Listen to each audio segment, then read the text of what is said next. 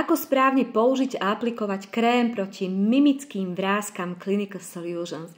Krémik aplikujeme každé ráno, každý večer pred aplikáciou nášho očného krému, ktorý bežne používame. Aplikuje sa na miesta, kde sa môžu vytvoriť vrásky vplyvom našej prirodzenej mimiky, ktorá je súčasťou našich životov a našej komunikácie.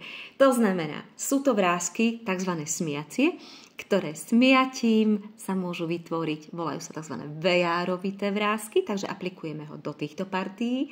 Ďalej sa môže tento krémik aplikovať na tzv. Mračivku, ktorá sa môže vytvoriť, respektíve mračivky, ktoré sa môžu vytvoriť, keď sa veľmi mračíme. A ďalej sa aplikuje na čelo, kde sa môžu vytvoriť vodorovné vrásky, pokiaľ veľmi dvíhame čelo a tá naša mimika je mimoriadne aktívna. Ako sa aplikuje? Veľmi jednoducho. Ja už ho tu mám skoro minúty, tento krémik. Má výborný aplikátor. Môžem aplikovať krémik priamo, alebo si ho vytlačím a aplikujem presne tu, kde tie vrásky môžu byť. Takto. A pekne vklepem. Môžete sa pritom usmiať, aby ste videli, kde sa tá kožička tak úplne krčí, že by mohla sa vysušiť a urobiť rýchlo vrásku. Takže krásne si to takto aplikujem.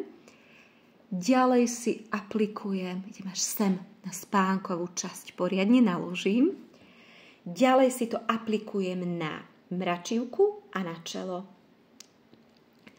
Takže šup, rozotriem takto a vklepkám. A môžete aplikovať medzi obočie, nadnožtiek, buď aplikujete priamo z aplikátora, ja si to rada aplikujem prstom, takže nanesiem takto. Šup. Príjemne chladí, obsahuje výťažky z rastliniek, z francúzskej levandule, rozmarínu lekárskeho, plamatky zelnej. To sú vysoko účinné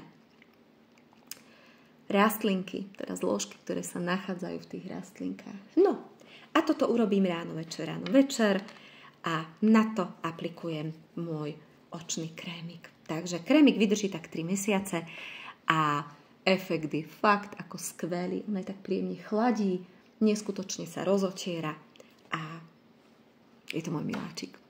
Tak vám želám príjemné používanie krému proti mimickým vráskam Clinical Solutions.